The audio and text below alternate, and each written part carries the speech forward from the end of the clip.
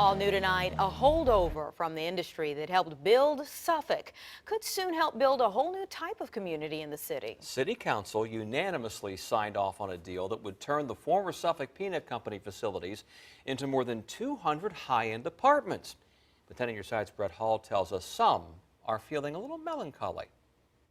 Yeah, melancholy for sure, because while the City Council is requiring that the structural integrity of those buildings be kept, one longtime resident says it's still another signal that the era of multiple processing plants in the city is over. It was once known as the peanut capital of the world. It has a lot of history here in Suffolk. Faye Beal, the owner of Suffolk Peanut Center, says knowing why would not be considered a hard nut to crack.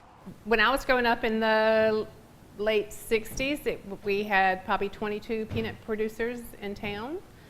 You could smell peanuts everywhere you went, and I grew up in the downtown area, so I really knew the odor well. 10 on your side did too. Our archives are full of stories documenting the lives of those paid working in the peanut plant. Today, we have a lot of people that have, moved into this area that really don't know. On the National Register of Historic Places, the city of Suffolk says the Suffolk Peanut Company's complex on South Saratoga Street is the largest historical peanut processing plant still somewhat physically intact in the state.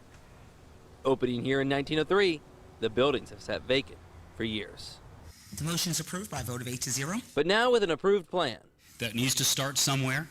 Edwin Gaskins with Richmond-based Echelon Resources says his team will start working towards turning these buildings into more than 200 apartments with first-floor shops and restaurants. It's a defining feature of South Suffolk, and hopefully, when it's redeveloped, it will be a better defining feature of South Suffolk.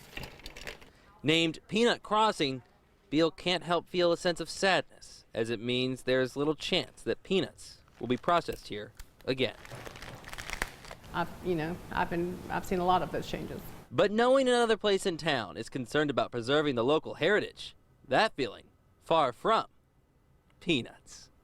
Because I think the more that we leave behind for, another generation would be very important.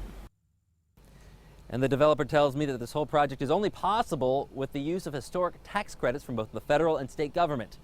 He says hopefully they'll be applied for by this winter and ground could be broken this spring. Reporting at Suffolk City Hall, Brett Hall, 10 on your side.